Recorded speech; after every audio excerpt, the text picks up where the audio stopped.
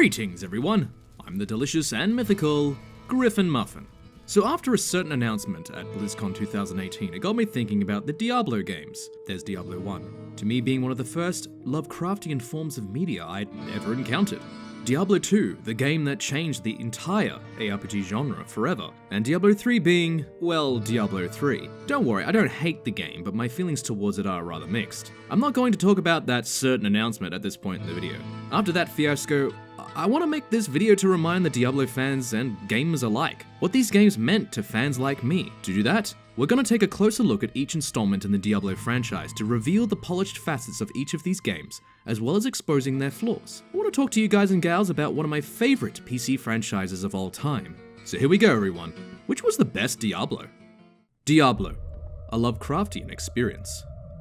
I first played Diablo 1 in 2nd grade. I remember very vividly on the weekend which I started playing it, and I played it non-stop. On Monday, since I had spent all weekend playing this game, I had to showcase it for show and tell, in which I reenacted some of the deaths and the noises of the monsters, like the unearthly shrill cries of the goatmen. I went on and on about how awesome this game was. The music in Diablo 1 is something most fans will start with when describing how good this game is. The music was eerie and unsettling. I still get sweaty palms whenever I listen to the Catacombs music because, Jesus Christ, there's fucking wailing babies in an echo chamber mixed into the music.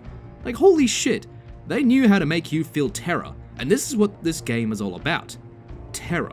You were fighting against Diablo, the Lord of Terror, so to have elements in a game that conveyed terror and make you feel uneasy was exactly what this game needed to do. This is the game's strength. Pure atmosphere. There are a few facets I can identify that contribute to this, other than the music. The sprite design and animations of the monsters that you face have very reactive death and hit animations that provide that juicy audio-visual feedback that felt like you were hitting a gore-filled pinata. Something that I think the Diablo games really pioneered for the ARPG genre, but it didn't really invent it either. Regardless, it set a standard for future games. Let's talk a bit about the story and the quests in Diablo 1. The series had always had a penchant for random generation like the maps and the dungeons. In the first game, that even included quests. Sometimes you'd walk past into the cathedral and see a bleeding corpse that would warn you about the butcher, and some playthroughs you didn't. This made each playthrough a unique experience. The quests and story in Diablo were almost Lovecraftian in essence, with the whole sleeping evil element of the story. Diablo being awakened in the bowels of the earth by manipulating men and sowing madness into the minds of mortals. This again further demonstrates the strength of this game, the terror of how meaningless mankind's effort is against the coming darkness. But now onto more game design elements of Diablo. Looking back on the loot system for Diablo, you can surmise that it was fairly typical for the era. The game had a fixed affix-suffix system that determined the bonus stats of the gear based on those words. While Diablo 1 had a great atmosphere, aesthetic, and story, the issues of this game began to rear its ugly head with the gear. Some class elements, and maneuverability. Some gear could be actually identified to reveal negative stats. I shit you not. It was rare, but sometimes you can get a magical axe that was poorer in quality compared to a normal axe. It was weird, but obviously Blizzard thought at the time this might make the player appreciate better magical items more often when they find them. This bad luck design philosophy also applied to the shrines of the game, some of which could actually permanently decrease your maximum mana pool. The total amount of inventory you possessed was just your backpack. You didn't have a stash. This made PvP interesting as you lost everything if you were killed, but overall it was shitty not to have the option to hold on to items you wanted or to try to keep them for whatever reason. It also made trips to town more frequent, which was annoying due to walking being your only speed in this game. While in dungeons, this made you feel tense as you couldn't just run out of the fight, and it made teleportation one of the most sought after spells in the game. But in town, you walked from the fringes of the map to the NPC in town and back out again. It was very, very tedious. Classes had their unique abilities that were not that good and often forgotten. Choosing a particular class didn't have that sense of defined class fantasy, seeing as the warrior or the rogue could level up their magic stat and learn spells just as much as the sorcerer could. Although the hold down the button and slash method of combat could have provided some nail-biting moments, compared to today, it was simplistic and lacked a lot of depth. Probably a good thing then that warriors could learn spells to make combat more interesting. While the game has some big problems with gear and loot management, class design being lackluster and sort of undefined, man did this game nail a great horror atmosphere. That sense of true danger in combat, interesting story, and a unique soundtrack. Some of the things that I can see in Diablo is what makes modern day horror games good, like the creepy atmosphere through music and aesthetic, the juicy audiovisual feedback. This game is definitely not for the faint of heart.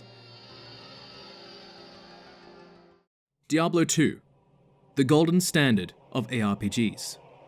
It was Christmas of the year 2000, and my brother and I got a copy of Diablo 2 to share. He got first go cause he's an asshole. And then I had a go eventually, and it was even better than I imagined. I went the Barbarian, and to my surprise, even though I love Paladins so much, I enjoyed the Barbarian. That same Barbarian, over the course of me playing Diablo 2, I got to level like 89, I'm pretty sure. So why did I love it so much? Let's go with the story first off. I remember being intrigued by the story cinematics as I played, particularly because the cinematics don't focus on the player at all. They focus on a man named Marius. We first see him in an insane asylum, rekindling that madness being sown into the minds of mortal theme. In these cinematics, he believes he's being questioned by an angel. This framing story is a nice way to begin the overarching story with a bit of flair, as well as a chance for world building and less heavy-handed expositional dumps. Recently I had a bit of a rumination over the importance of such a narrative choice, because obviously there was a good reason why they did this. My personal opinion, based on what this achieves to the story at large, is that it removes the importance of the player. You are a footnote in the grand story, even though you accomplished more than Marius ever does.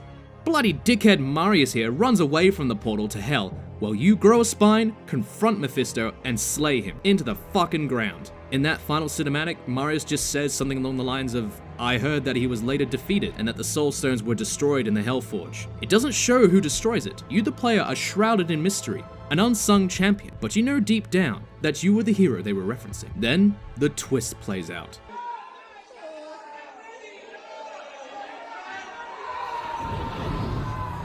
You haven't failed, old man. You've done exactly as you were meant to do. However, I am not the Archangel Tyrael. There. No. No, no, no, no. Down to the sand.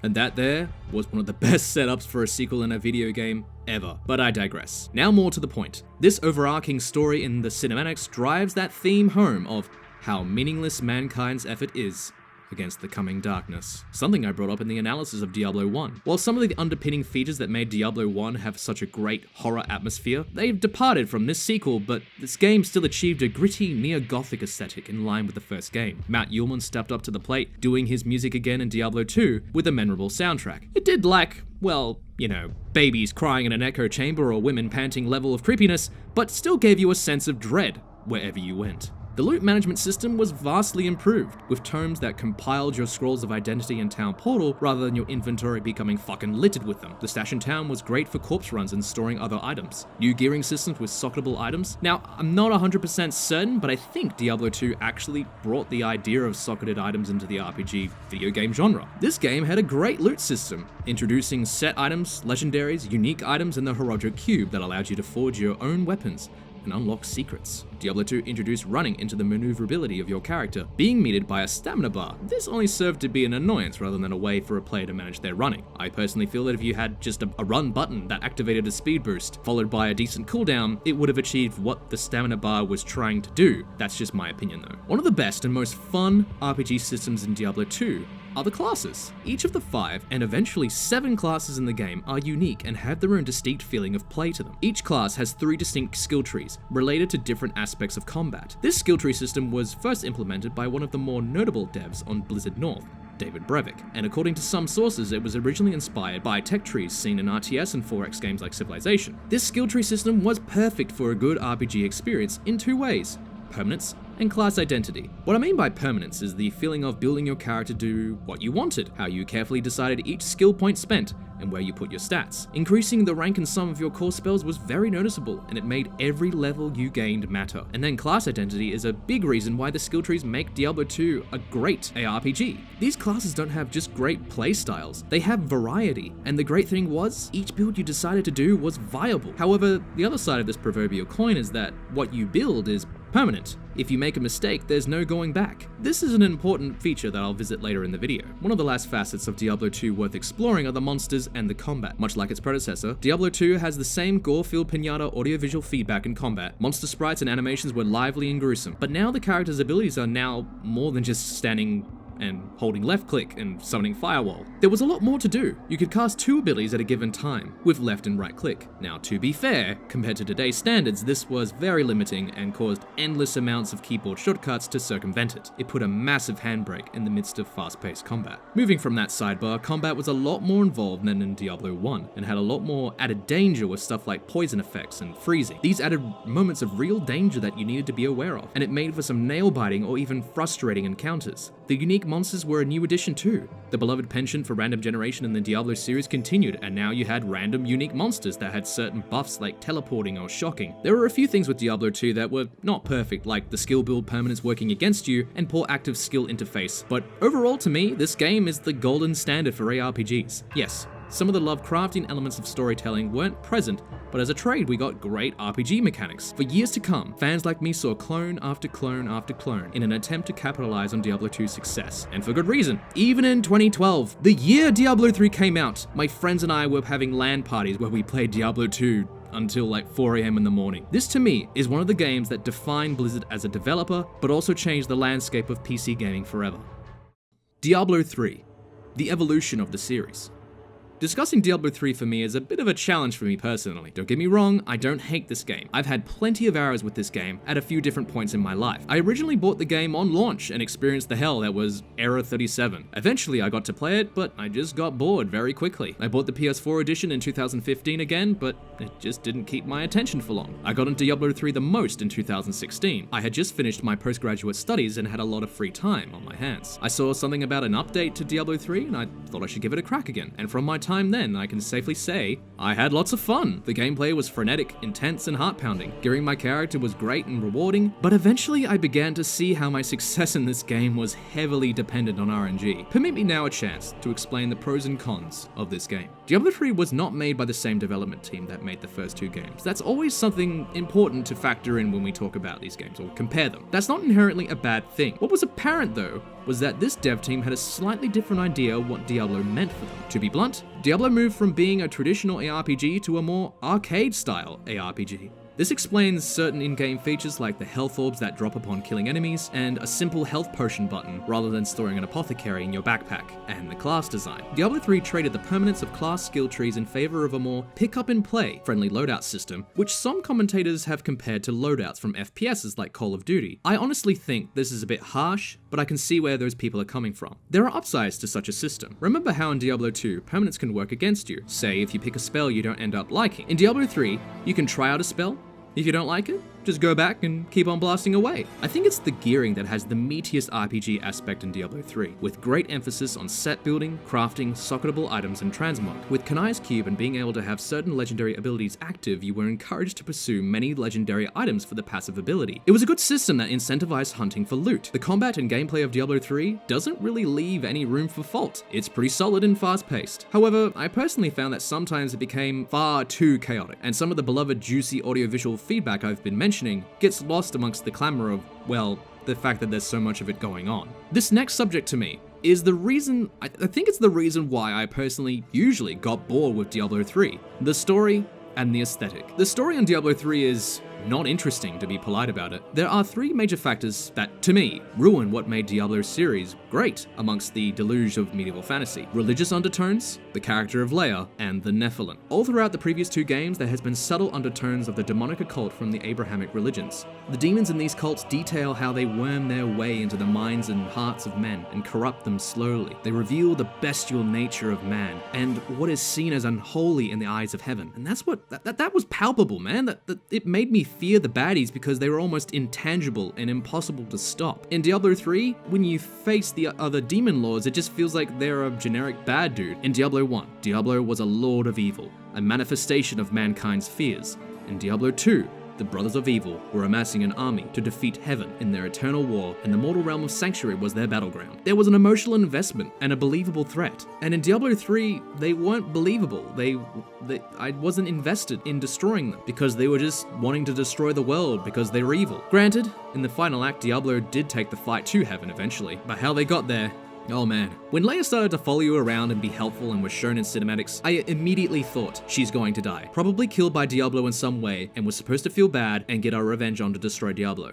Yet that's exactly what ended up happening. It was kind of disappointing that I was able to predict this story beat for beat, and I ultimately just didn't feel invested. If I were to do it differently, don't make Leia have some untapped power nonsense. Don't have her don't shove her in our face and make her say lines that are blatantly trying to encourage sympathy. Make her someone we actually could care about instead. And lastly, the issue of the Nephilim. In the previous games, your character was simply an adventurer. They were usually treated with indifference or mild interest by NPCs, but that changed in Diablo III. You discover you're a Nephilim, the last of a lost race of primordial humans who descended from the offspring of demons and angels. Now, in a novel, this idea is kinda cool, but when it translated to this game, it just gave me this sense of, I am the chosen one and can do anything. That theme of how meaningless mankind's effort is against the coming darkness just vanished, because you were a powerful Nephilim. But the thing is, I can see why they did this. Diablo III moved toward in the direction of a power fantasy arcade romp. Nothing wrong with that. I play games like that too. But what made me like the Diablo games for being different from other medieval fantasy beat-em-ups was just